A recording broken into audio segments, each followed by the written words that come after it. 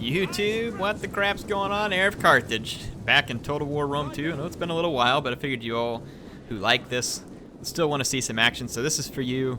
We got Baktria versus Seleucids in a good old-fashioned Successor State grudge match. Should be a lot of fun.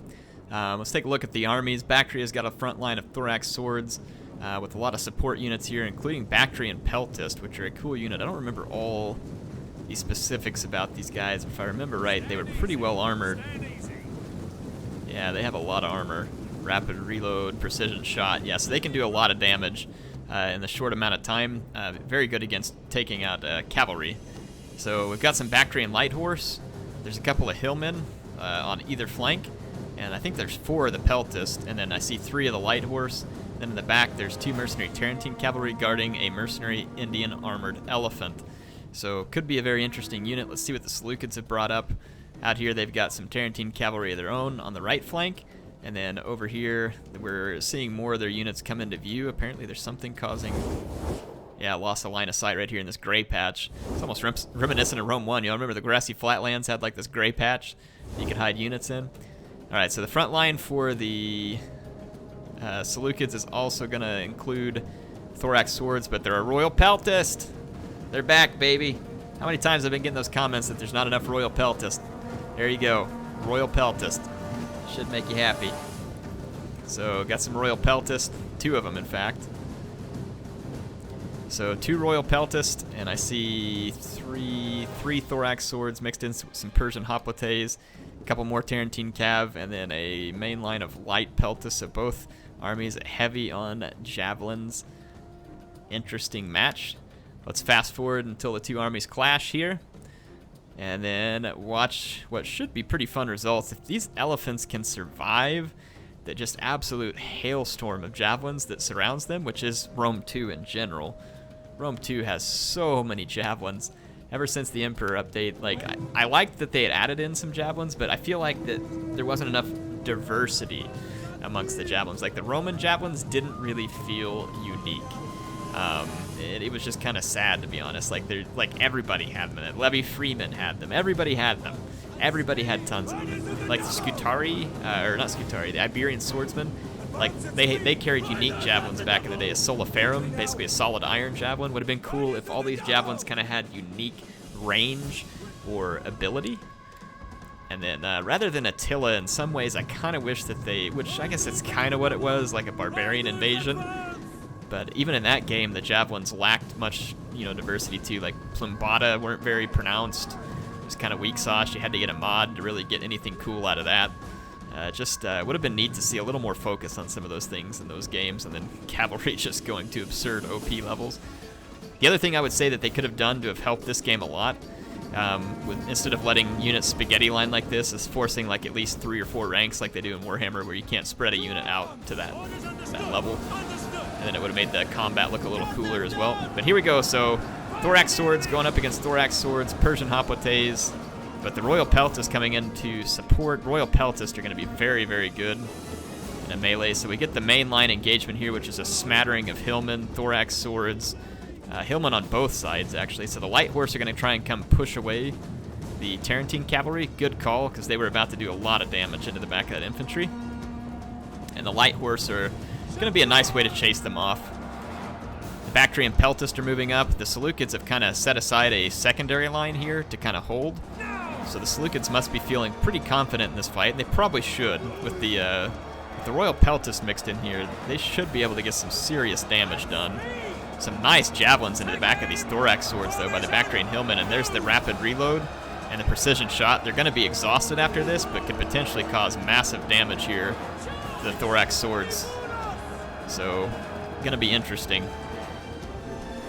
There should be one more Royal Peltist right here. They're busy chucking their javelins, and the elephants being held calmly in reserve here, being protected by mercenary Tarentine and light cavalry. So being very patient with the elephants. I like that play. The light horse eventually getting to the Tarentine cavalry. So nice play here by the Bactrian player. Look at this, the Royal Peltist, 51 kills. These Royal Peltists already 7 kills with just their javelins. So this is going to be a problem. The Bactrian player is going to get exposed here in the center to this Royal Peltist, and there's a huge, I mean, just look at the javelins flying here. It's almost like Happy Javelin Day all over again. They're just flying all over the center. Like I said, Rome 2 is just an absolute storm of javelins in the right scenarios. Javelins ended up being a very nice missile weapon in many respects. The Royal Peltist joined the fight in the center. These Royal Peltists here are under heavy javelin fire from the Bactrian Peltists, and they're about to use precision shot, and Royal Peltists do not have the best armor amongst higher infantry. Well, they have good armor. I think it's their missile block chance maybe that wasn't as good. I don't remember the exact stats, but they were actually fairly easy to damage for a heavy shielded infantry. The light cavalry over here catches another Tarentine cavalry, so at this point the elephants are safe, and they do need to be patient though. If they can wait for these light peltists to potentially use all their ammo, it would be a big win. Light peltists have a lot of javelin ammunition. I think Hillman may even have javelins. I'm not certain though. So these Royal Peltists have racked up over 100 kills. The general in the center has already racked up 80 some odd kills and climbing fast, just absolutely laying waste to the Thorax swords. Royal Peltists are a really cool looking unit. So very, very nice action going on there. Battle rhythm in play for the Royal Peltists, so that'll help them do even better. The elephants, again, just patiently staying away from these hillmen, which are probably trying to get the odd javelin throw on them, which would be my guess. So 35 kills on the elephants, but again, just keeping their distance.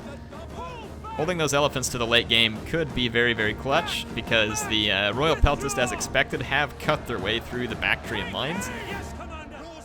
But Baktria is going to hold the mobility advantage. Their light cavalry here did very nice in mopping up the Tarentine cavalry of the Seleucids. And that means they could try and put some pressure on any remaining peltist with ammunition. And then the elephants could work their magic. Now, I saw these Royal Peltists chuck a lot of javelins. I don't know about others. But the Seleucids better hope that they have all the javelins they can get, or else these armored elephants are about to absolutely make Seleucid jelly out of them, like literally going to trample them to the dirt. So these Thorax swords, second wind. Interesting that they would make the Thorax sword go back to fresh, maybe trying to get it away. So let's see what happens. So mobility in favor of the Bactrians. The Bactrian Peltists should be pretty decent in melee. They have way better armor than their light Peltist brethren, 25 more armor. And their melee stats, nothing great though. About the same as the light Peltist, but their armor is considerably better. And 25 more armor does make a big difference. So you can see the Seleucids backing up. If they do have ammo, they've probably taken it off fire at will, and they're going to want to save it for the elephants. Here comes the light cavalry, maybe looking to soften things up, or basically if you can knock the enemy out of formation here and minimize their defenses versus the elephants. There's a light peltist kind of pushing forward. Oh, they're actually, yeah, they're throwing their javelins at the light cavalry, so very nice bait and switch there by the Bactrian player. I like that. And there's still javelins on the Bactrian peltist, so this is Rome 2, folks. Even when you get to the late game like this, still javelins. These people were like just pulling them out of their rear end at this point. The Tarentine cavalry are going to come in and try and kill some of these Bactrian peltists, but I don't think it's going to work. I don't know what just happened there. I clicked out of the game, I guess. So I'm back. Tarentine cavalry is a medium cavalry, and it did okay. It got the leadership down some, but there was more Bactrian peltists behind, but there was a little bit of damage done. Okay, the elephants are coming in now. Let's see whether or not the light peltists still have javelins. Let's watch this. So here come the elephants. No barrage yet. So if the Seleucids do have ammo, they are late in using it. I see a few javelins flying their way now. Doesn't take a lot to run elephants amok. You can see the elephants just plowing straight towards the, pulling straight towards the peltist, because the peltist are the bigger danger, assuming they have ammo. Look at that, pinned in between the Tarentine cavalry and the elephants. The elephants are taking a steady stream of javelin fire, but look at that, already 243 kills through that charge. They've now run amok, but there's going to be some pretty serious damage done as a result. Let's just see if it's enough. None of the elephants have dropped, but but I imagine they will soon. Yep, there they go. First elephant down. They are out of control, so there were javelins left on the light peltas, so that was a very nice trap there. And right here, the elephants are going to run amok into that light peltas that was attempting to kill them. And it just takes a couple of javelins here and there to keep the elephants running amok. There's a few Bactrian peltas duking it out in melee. They'll actually win this fight out here. If the elephants come back under control, which they have, there's a light cavalry inbound to these light peltas. And yes, this infantry blob right here for the elephants. The infantry is setting up for a charge.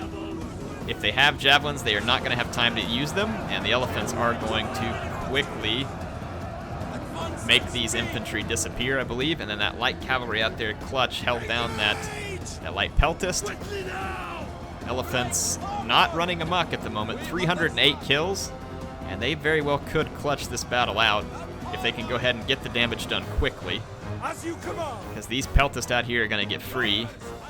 These ones are going to die, and they probably didn't have any ammo anyway, which is why they went into melee. I find it unlikely that the Seleucids are going to be able to dig themselves out of this unless these light peltists have enough ammo to get the job done here. These units are in a braced mode to help them against the elephants, and you can see it does a little bit. As the elephants strike the front, they kind of bounce away a little more, but I doubt it's going to be enough. Let's see what's going on here. So the light cavalry here wanting to get at the light peltist. If the light peltists do have ammo, they're being patient with it, but I don't think they do because they have daggers out. So I think at this point it just becomes an elephant stomp. The armored Indian elephants, it's going to be their battle to win. So the patient use of the elephants here clutches it. And it looks like Baktria is going to come out the succeeding successor state in this case. What a cool battle. Appreciate this being submitted. I enjoyed this one a lot. You don't get to see Baktria a ton or the Seleucids a ton. They weren't like power factions in the game in the end. None of these successor states were really what you had hoped they would be. Like there was no real grand phalanx battles or anything in Rome 2. It was really terribly disappointing in the end. But that was a fun battle, and I enjoyed it. That was some elephant massacre right there. Fantastic game, though, to Monstro and Watery Fowls, like the name. So it was really a fun game. And look at that, man. 246 kills on a Persian Hoplites. I don't know what you did to favor the gods to obtain that, but that's actually more impressive to me than the elephants.